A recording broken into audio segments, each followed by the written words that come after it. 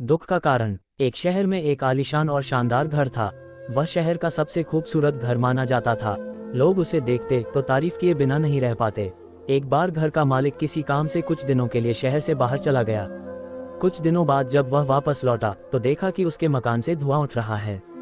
करीब जाने पर उसे घर से आग की लपटें उठती हुई दिखाई पड़ी। उसका खूबसूरत घर जल रहा था। वहां तमाशबीनों की भीड़ जमा थी जो उस घर के जलने का तमाशा देख रही थी। अपने खूबसूरत घर को अपनी ही आंखों के सामने जलता हुए देख वह व्यक्ति चिंता में पड़ गया।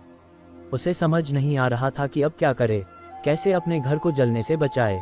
वह लोगों से मदद की गुहार लगाने लगा कि वे किसी भी तरह उसके घर को जलने से बचा लें। उसी समय उसका बड़ा बेटा वहां आया और बोला, पिताजी घबराए मत, सब ठीक हो जाएगा। इस बात पर कुछ नाराज होता हुआ पिता बोला, कैसे न घबराऊं, मेरा इतना खूबसूरत घर जल रहा है। बेटे ने उत्तर दिया, पिताजी माफ कीजिएगा, एक बात मैं आपको अब तक बता नहीं पाया था। कुछ दिनों पहले मुझे इस घर के लिए एक बहुत बढ़िया खरीदार मिला था। उसने मेरे सामने मकान की कीमत की 3 गुनी रकम का प्रस्ताव रखा। सौदा इतना अच्छा था कि मैं इनकार नहीं कर पाया और मैंने आपको बिना बताए सौदा तय कर लिया। ये सुनकर पिता की जान में जान आई। उसने राहत की सांस ली और आराम से यूं खड़ा हो गया जैसे सब कुछ ठीक हो गया हो। अब वह भी अन्य लोगों की तरह तमाशबीन बनकर उस घर को जलते हुए देखने लगा।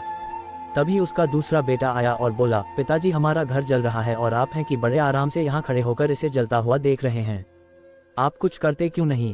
बेटा चिंता की बात नहीं है, तुम्हारे बड़े भाई ने ये घर बहुत अच्छे दाम पर बेच दिया है। अब ये हमारा नहीं रहा, इसलिए अब कोई फर्क नहीं पड़ता।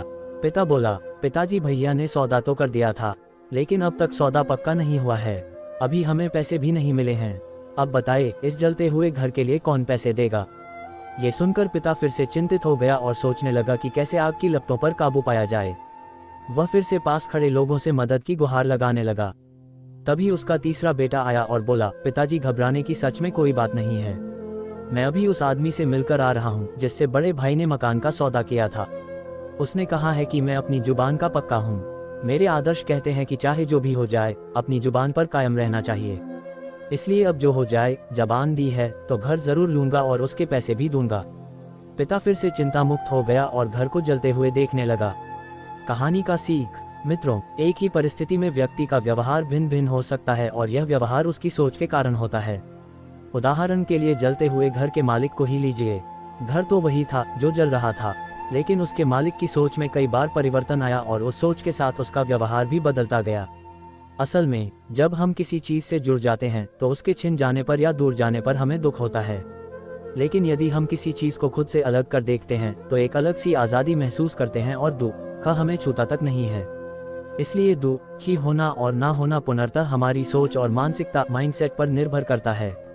सोच पर नियंत्रण रखकर या उसे सही दिशा देकर हम बहुत से दुखों और परेशानियों से न सिर्फ बच सकते हैं बल्कि जीवन में नई ऊंचाइयां भी प्राप्त कर सकते हैं।